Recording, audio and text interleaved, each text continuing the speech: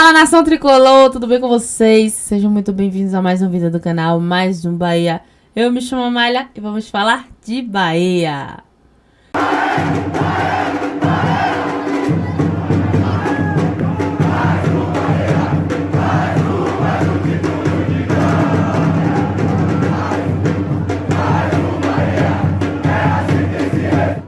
Fala, nação, bora bater um papo hoje de gente grande, pois é, conversas sérias, nosso esquadrão de aço e o futebol brasileiro. Bom, trouxe um vídeo que deu aqui no canal em relação a SAFs, falando a atual situação da SAF do Botafogo, fiz algumas comparações com a do Bahia e tal.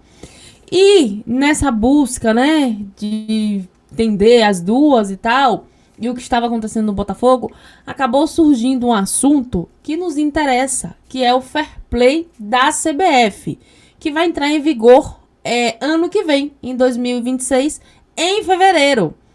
Então aí os times vão ter que se ajustar. E nessa busca, acabei descobrindo que o Bahia é um dos clubes que não estaria preparado para o Fair Play. Me deixou muito surpresa. Sim, fui pesquisar o porquê. Porque a SAF do Bahia até então, como a gente sabe, a atual situação do Bahia é muito boa. Uma SAF com resultados. Não tivemos resultados de títulos relevantes como nós, torcedores, né, queremos. Mas tivemos resultado de investimento. O resultado do Bahia está na Série A e tá em quinto colocado. Essa história toda que a gente já conhece. Ponto.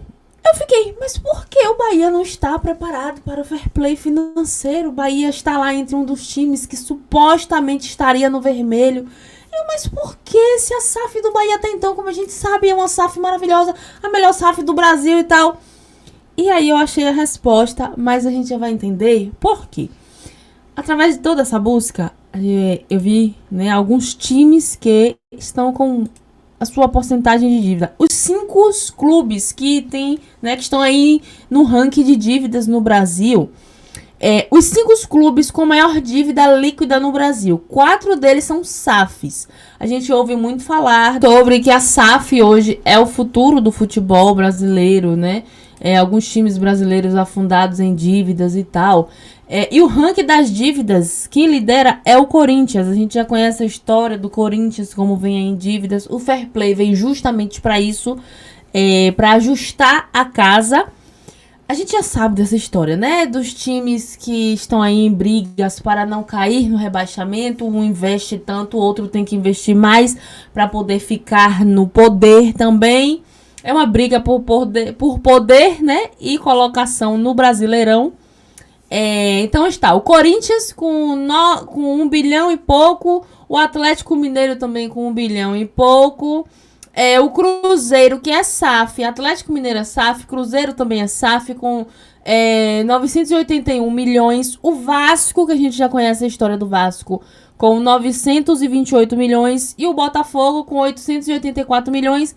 No vídeo anterior, que é algo mais atualizado, a gente viu que era 900 e poucos, né, milhões aí de dívidas do Botafogo. O que acontece? Nessa busca incessante, a gente já vai ver quais são as regras, o que é válido, o que não é, o que os clubes têm que fazer.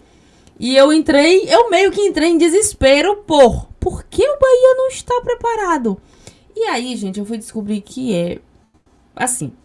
Os clubes que estão preparados o Palmeiras, Flamengo, Atlético Paranaense, Atlético Goianiense e por aí vai. Alguns clubes pequenos. Já a gente vai falar sobre eles também, né? Nessa questão de você vai ter que investir o que você lucra, se vai ser mal para eles ou não.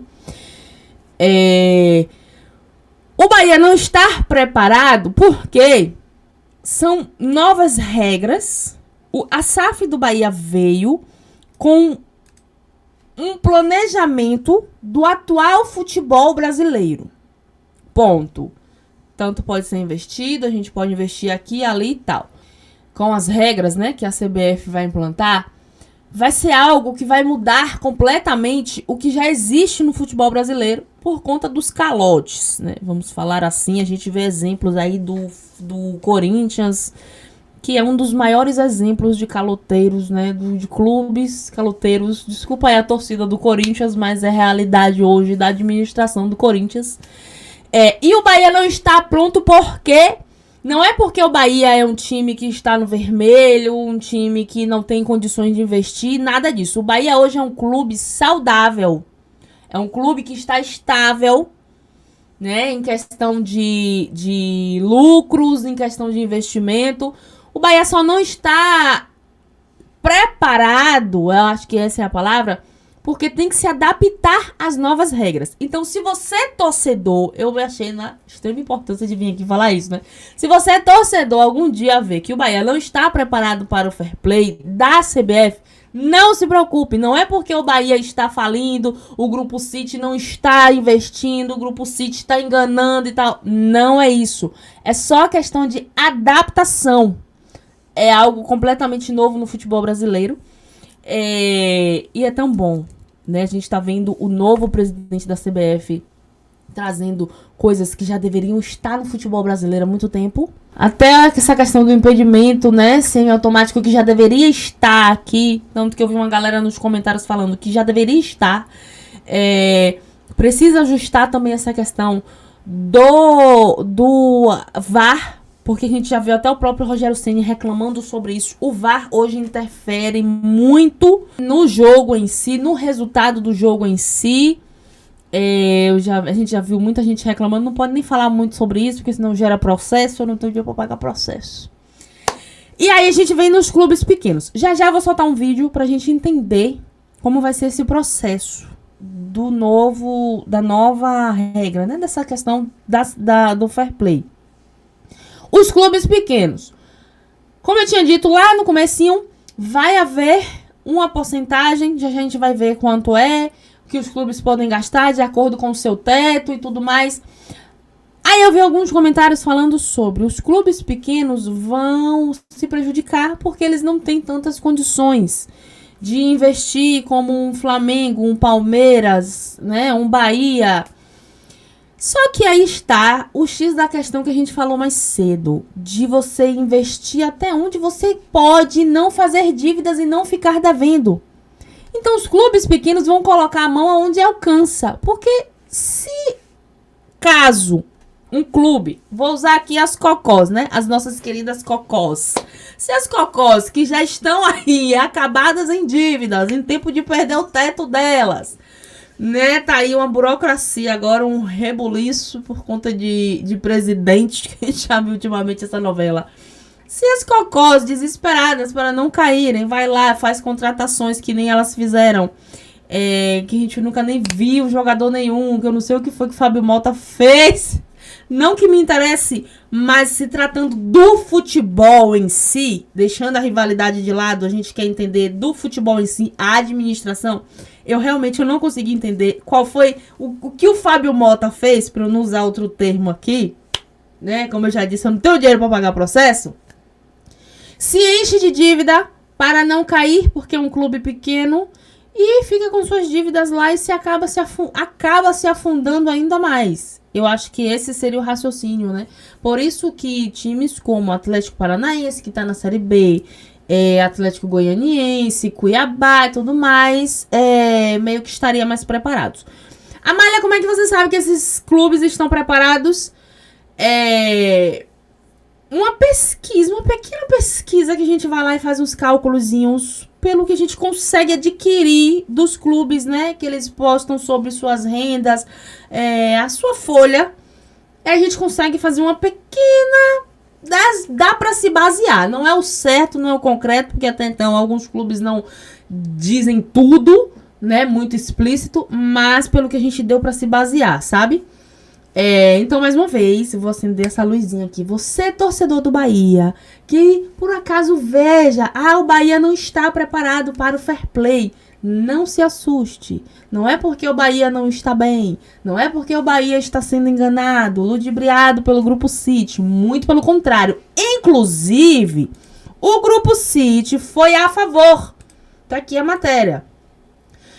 Bahia integra a lista de clubes brasileiros que apoiam o fair play financeiro. O O Bahia assinou o documento enviado à CBF com a configuração de que existe um objetivo que seja iniciado o processo de criação de modelo de fair play financeiro para o futebol brasileiro. O objetivo da criação deste modelo é de que sejam elaboradas as regras que visem tornar o futebol brasileiro mais sustentável, assim evitando que clubes extrapolem gastos para que contraiam dívidas exorbitantes. Com o Bahia, entre eles estão 28 clubes, 8 federações que assinaram um documento recebido pela CBF que vai coordenar a iniciativa através do vice-presidente Ricardo. E para eu não me alongar muito nesse vídeo, bora acompanhar um trechozinho, né, uma pequena parte de como vai funcionar o fair play financeiro aqui no Brasil. Vamos entender o que está sendo colocado para ver se o vice-presidente da CBF tem uma declaração interessante que eu li esses dias, dizendo que ele compara o futebol brasileiro como o Titanic, né? O navio está afundando e os caras continuam tocando lá violino e tal, se referindo ao filme Titanic. Vamos lá, Rodrigo Matos, conta para nós. Nós vamos começar a tirar água da canequinha do navio, vai ser legal, como é que é? Como, né? Primeiro, ó, Massini, vamos bater bomba aqui para o Finanças, que essas premissas aí a gente já tinha publicado lá atrás, né? Muito antes até deles, num programa de uns 2 ou 3 para trás, a gente tinha colocado isso. E já no meio de semana também eu e PVC já dávamos a base do que a gente vai falar hoje, né?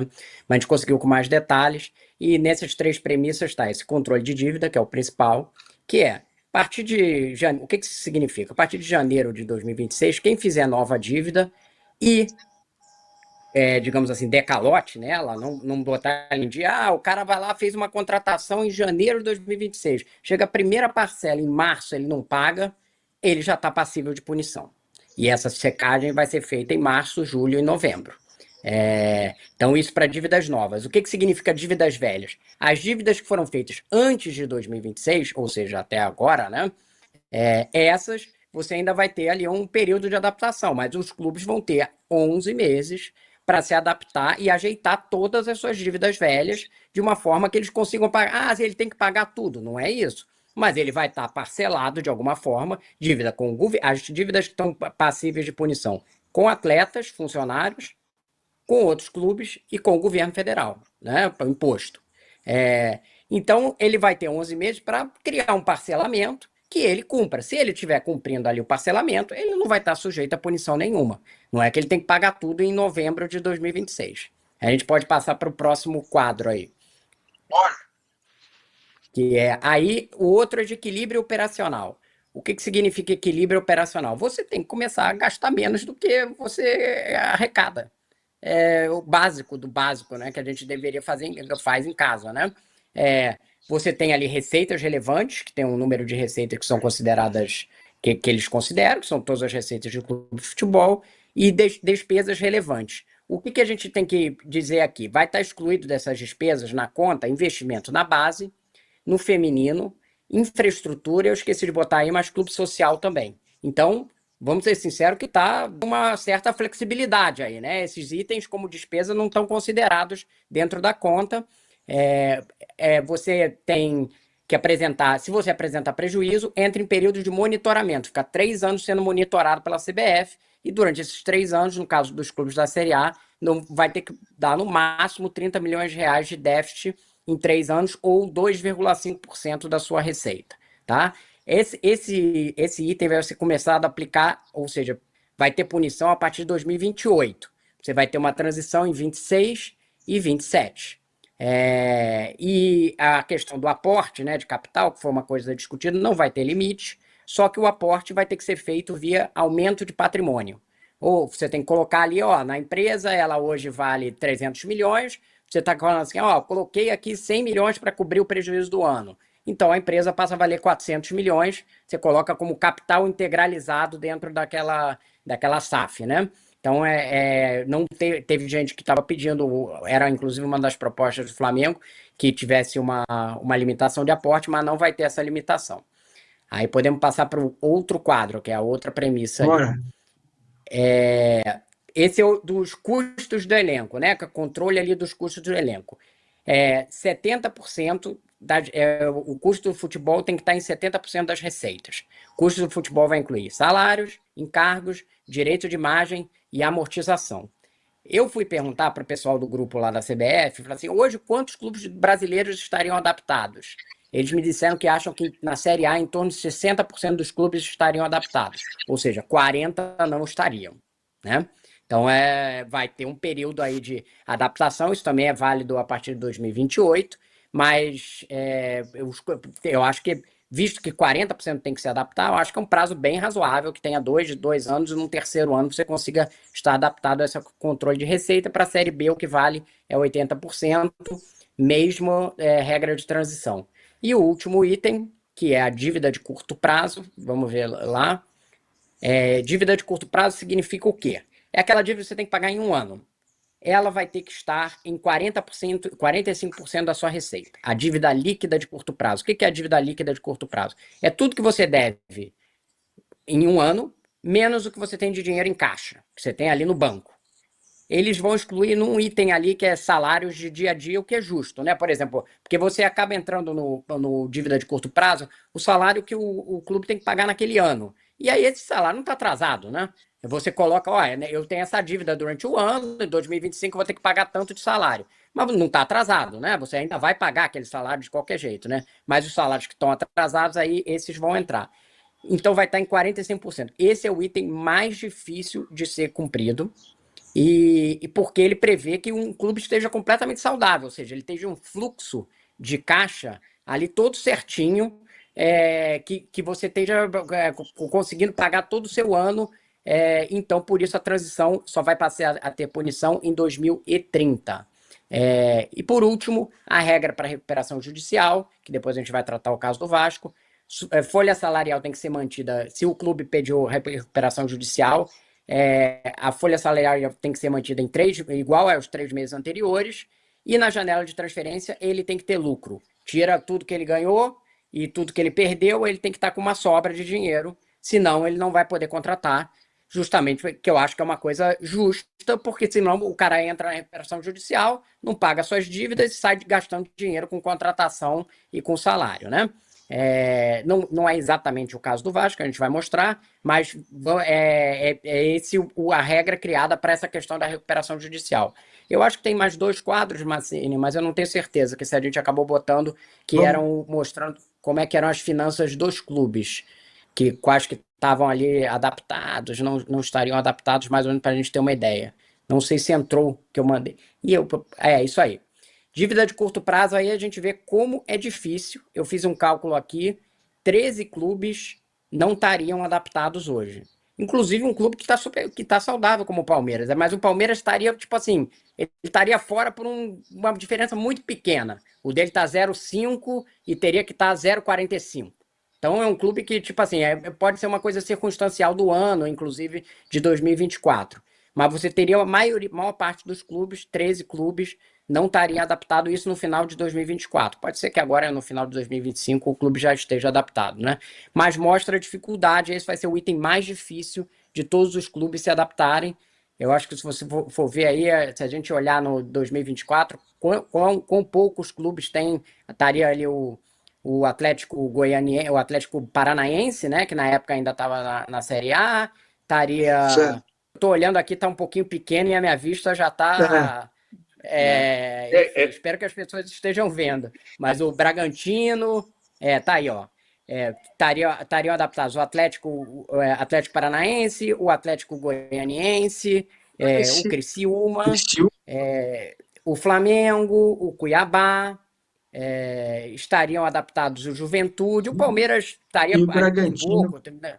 Exatamente, Bragantino, esses estariam adaptados, todos os outros estão com índices mais altos, o que mostra que uma questão, por isso mesmo tem 5 anos de adaptação, mas é uma coisa para você ter o clube saudável ali no caixa, né?